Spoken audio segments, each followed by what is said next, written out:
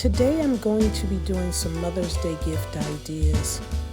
I'm going to be primarily using buttons and petals. So let's get started.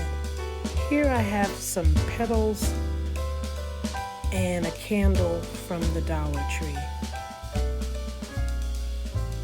I've lined up my about 7 petals to get started on the first row. I've marked my candle at the bottom with a little bit of blue painter's tape so I can know where I started and ended with each row. I'm also using super glue and hot glue. Just a dab of both. Less is more in this case. So I'm putting the petal about a 1/2 inch from the top for safety reasons. You don't want it to catch fire, so you don't want that much overlap at the top edge of your candle.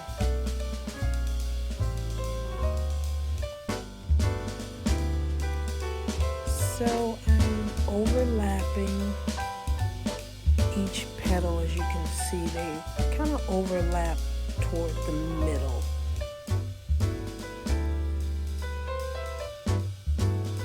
Try that one again.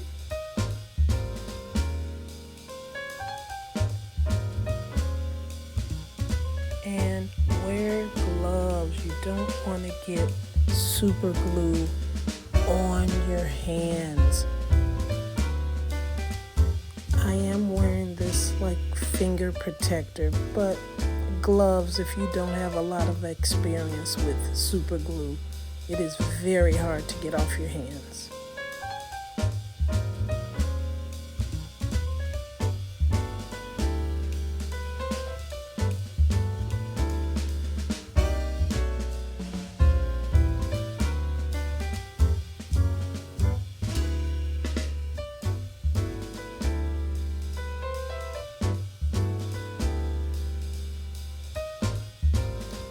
So I'm keeping in mind of the top edge and the bottom, trying to keep the petals straight. Even though the petals are irregular, different sizes, you want to keep it as even as possible at the bottom and top. But a flower is not perfect, so it's not going to be perfect.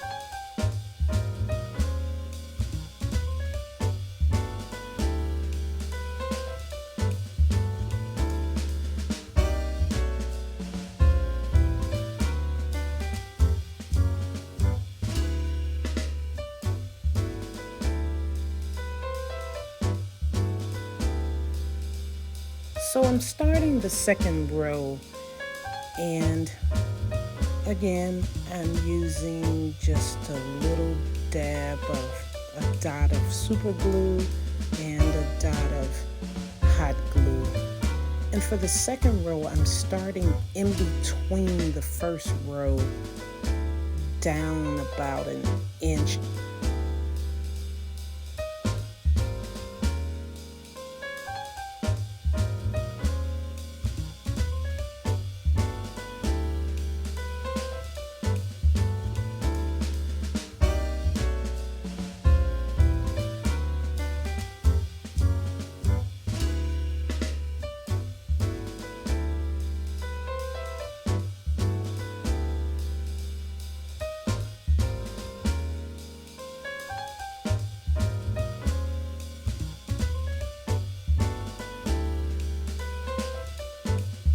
So now I'm at the very last row and I'm cutting the petal in half. And as you can see,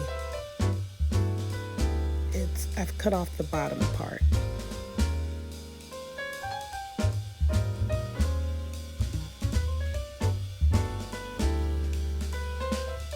And that'll finish the bottom edge really nicely.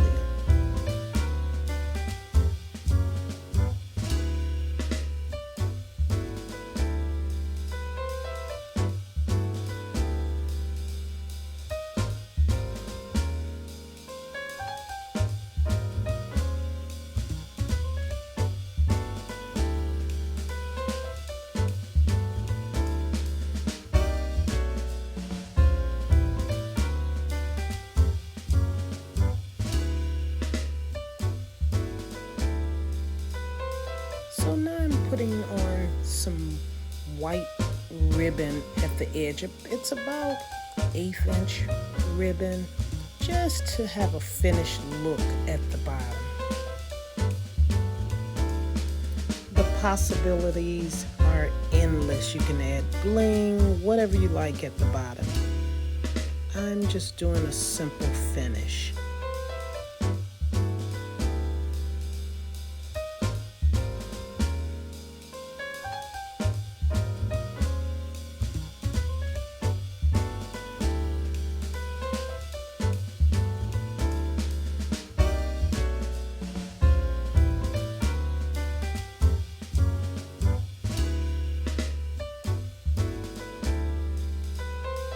So here we are, all done, and I'll set it up and show you later. So now for this segment, I'm going to be using the buttons, and here I have, it was going to be a wreath, but I changed my mind and I'm going to make it a photo frame. And using buttons, you get such a beautiful vintage look. So I've got these buttons from, Michael's. So you can get buttons online, very inexpensive for a whole bag. So I'm using gold buttons on this project. And I'm painting the frame gold because I want the gold to be seamless with the buttons. So it's just layering, so you wouldn't see a white background shining through the buttons.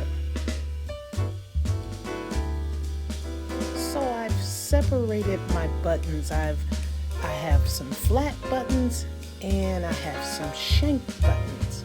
I start with the flat buttons first, and I just kind of balance it, have fun with it. It's kind of relaxing.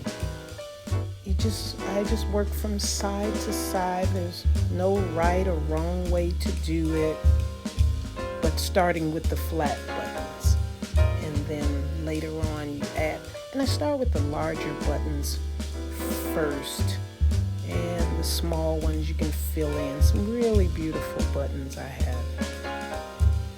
Say you can see it's moving right along. So now I've got all the flat buttons on. I'm going to start putting on the shank buttons. So I'm filling in with the shank buttons the gaps. I start with the larger ones and then move on to the smaller shank buttons.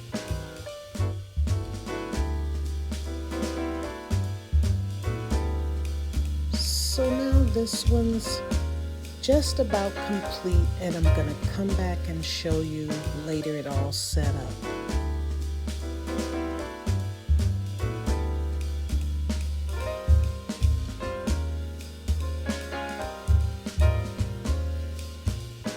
Okay, so now I have this Q frame. It's not a frame, it's just a Q letter I've had for a while. I'm going to turn this into a petal frame. So I looked at the petals, separated the really nice ones, and I started at the top, as you can see, and I worked my way down. So I'm starting the pattern left to right, watching my center overlapping and watching the outer edge overlapping.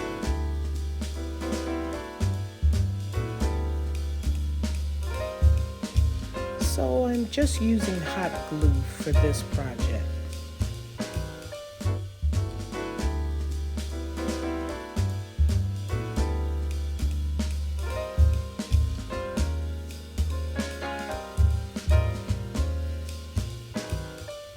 So before I glue it down, I always kind of look at where I want to place it. I want my overlapping just right, and like I said, I'm staggering left to right with the petals.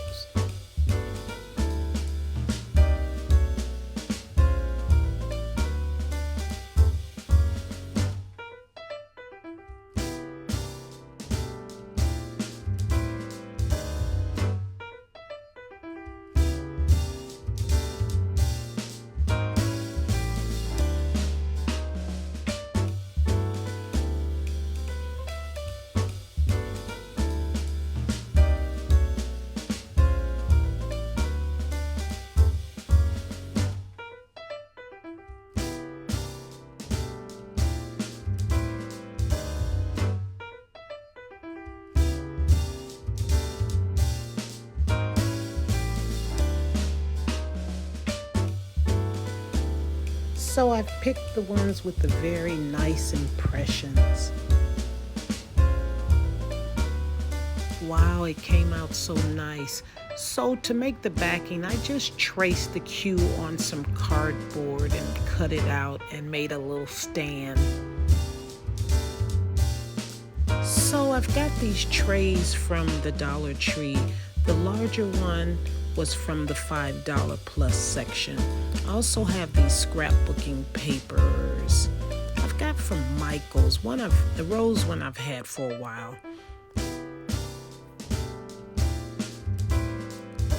And you know, the papers are endless in what you can do.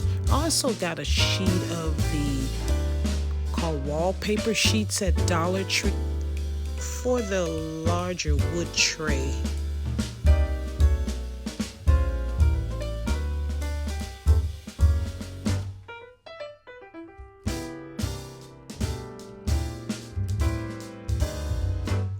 So I ran into this Dollar Tree purse box. I thought it was so cute. I said, okay, I can paint it and add treats to it. I really like this cute little box. So I'm going to paint it black and add some embellishments.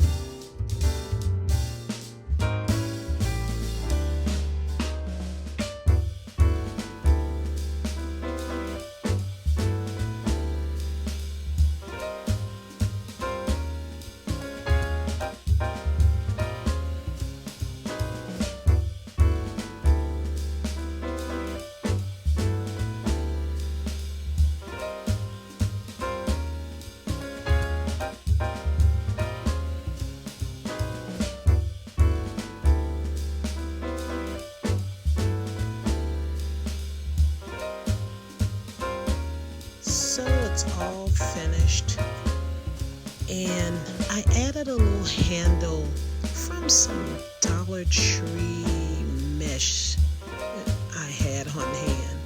You can add anything you like. The possibilities of embellishing the purse are endless. You can do bows, which is cute, little flowers I just went through my stash and see what I had.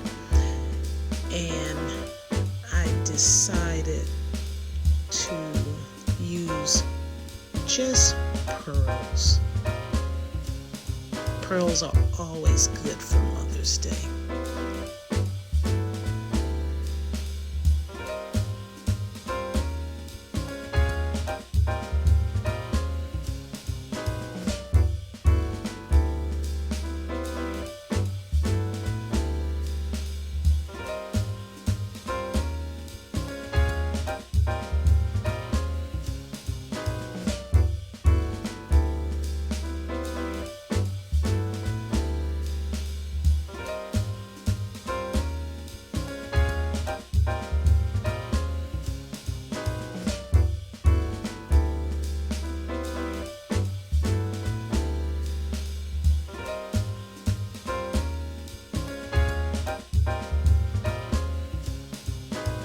So I like how it turned out. And now I'm just gonna put some shred in there and add Mom's favorite candy. And now the reveal.